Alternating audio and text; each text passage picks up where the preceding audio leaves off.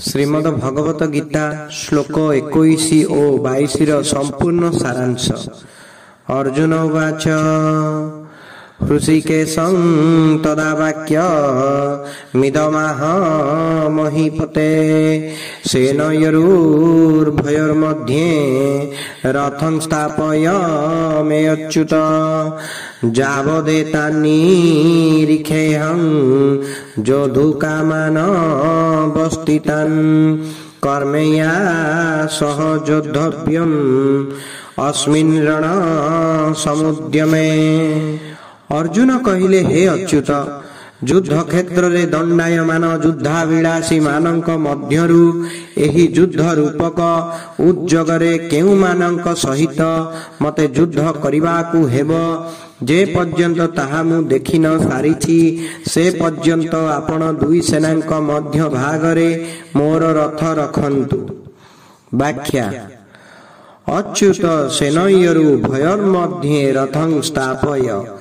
दुई सेना युद्ध पाई जेउठारे मुहामुही होई ठिया होइतिले सेठारे सर आदि चलाई पारिबा भली दुई सेनांक मध्यरे व्यवधान थिला।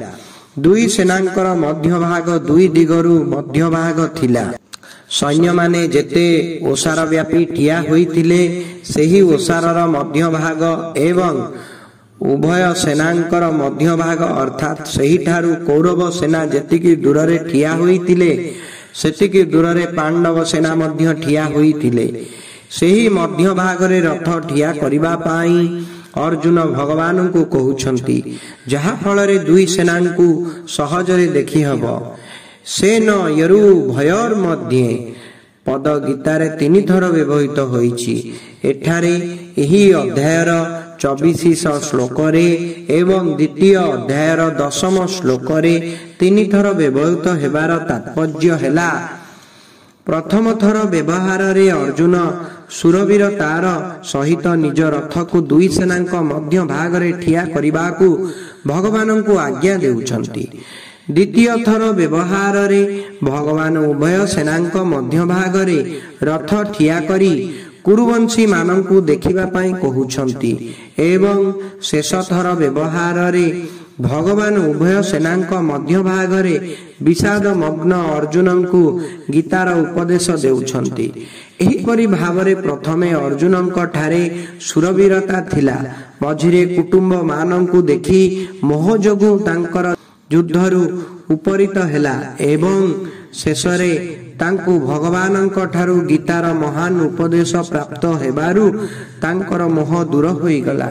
एथिरु एही निष्कर्ष बाहरिला जे मनुष्य जेउठी ओ जेउ परिस्थिति रे अछि सेठारे सही परिस्थितिर सदुपयोग करी से निष्काम होई पारिबो एवं सेही ठारे ताकू परमात्मा प्राप्ति होई पारिबो। कारण परमात्मा समस्त परिस्थिति रे सर्वदा एक रूप रे विद्यमान। जावदेतान्निरीक्षेऽहं रण समुद्यमे। दुई सेनांक मध्य भागरे केतेबेल पर्यंत रथ ठिया करा जिवो एथिने अर्जुन कहउचंती जे युद्धाभिलाषरे कौरव सेनारे निज निज सैन्य मानक सहित जोग देइथिबा राजा मानंकु जे पर्यंत मु देखि न सारिछि से पर्यंत आपण सेठारे रथ ठिया करंतु। एही युद्ध रूपक उद्योगरे मते केउ मानक सहित युद्ध करिबाकू हेबो सेमानक मध्यरे केउ माने मोर समकक्ष केउ माने मोठारू कम बलवान ओ केउ माने अधिक बलवान सेमानंकु मु टिके देखिनिए। एठारे जोधुकामान पदरे अर्जुन कहिछंती आमे संधि विषय रे चिंता करिथिले किंतु सेमानंक मनरे युद्धर प्रबल इच्छा थिबारु सेमाने संधि स्वीकार कले नाही।